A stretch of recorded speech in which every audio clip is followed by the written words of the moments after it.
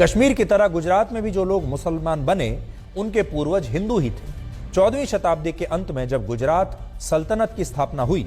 तब उसके संस्थापक जफर खान थे, जिन्हें बाद में मोहम्मद शाह प्रथम कहा गया।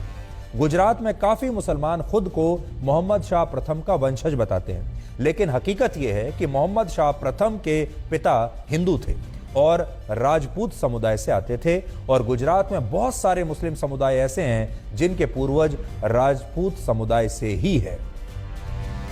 इनमें भारत के टुकड़े करने वाले पाकिस्तान के पहले गवर्नर जनरल मोहम्मद अली जिन्ना का भी नाम है, जो खुद भारत के गुजरात से आते थे और उनके पूर्वज भी हिंदू थे और पंजाब के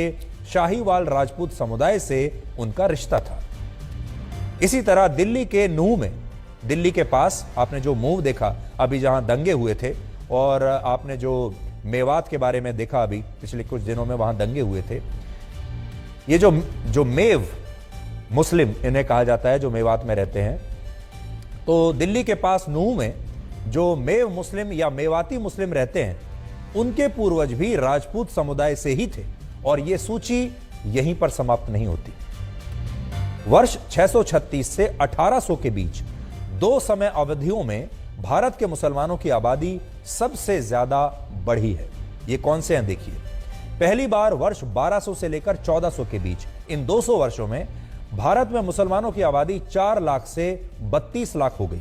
और यह वो दौर था जब भारत में गुलाम वंश, खिलजी वंश, तुगलक वंश और लोदी वंश का शासन था। और इस दौरान कश्मीर, संयुक्त बंगाल, गुजरात, सिंध और दूसरे क्षेत्रों में हिंदुओं को इस्लाम धर्म में परिवर्तित कराने की बहुत कोशिशें शुरू हो चुकी थी।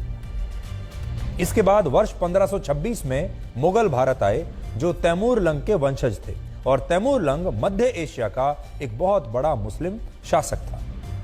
मुगलों के समय में भी औरंगजेब के शासन के दौरान सबसे ज्यादा हिंदुओं को इस्लाम धर्म में परिवर्तित कराया गया, और सिखों के 9वें गुरु तेग बहादुर ने इसी धर्म परिवर्तन के खिलाफ अपनी शहादत दी थी। इससे आप अंदाजा लगाइए कि जो मुस्लिम शासक थे उनका कितना दबाव रहा होगा कि वो बाकी समुदाय के लोगों पर दबाव डालते थे कि अगर उन्हें जिंदा रहना है तो उन्हें इस्लाम कबूल करना होगा, और गुरु तेग बहादुर ने ये जो शहादत दी वो इसी के खिलाफ दी थी। औरंगजेब कश्मीर के हिंदुओं को मुसलमान बनाने के लिए धमकियां दे रहा था, जिसके विरोध में गुरु तेग बहादुर एक दीवार बनकर खड़े हो गए थे, और इसी के बाद औरंगजेब ने उनका सिर तन से जुदा करवा दिया था। यानी इस बात के तमाम सबूत और साक्ष्य मौजूद हैं कि विदेशों से आए मुस्लिम आक्रमणकारियों ने यहां रहने वाले हिंदुओं को ही मुसलमान बनाने के लिए बड़े पैमाने पर कोशिशें की, और यही वजह है कि आज भारत में बहुत सारे मुसलमान ऐसे हैं जिनके पूर्वज हिंदुओं को ही माना जाता है। इस बात को आज आप पाकिस्तान के उदाहरण से भी समझ सकते हैं। पाकिस्तान में आज भी बहुत सारे मुसलमान ऐसे हैं जिनका सरनेम हिंदू धर्म को मानने वाले लोग इस्तेमाल करते हैं। उदाहरण कुछ देखिए, जैसे इनमें पाकिस्तान के मशहूर पत्रकार नजम सेठी का नाम है। सेठी सरनेम वो लोग इस्तेमाल करते हैं जो मूल रूप से खत्री होते हैं और पंजाब से आते हैं, और खत्री हिंदू धर्म में एक जाति मानी जाती है।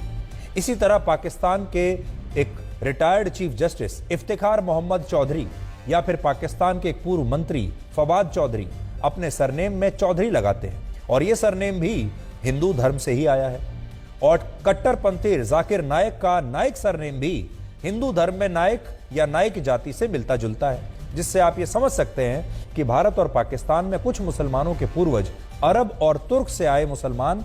हो सकते हैं, लेकिन बहुत सारे मुसलमान ऐसे हैं जिनके 1000 साल पहले जो पूर्वज थे वो हिंदू ही थे।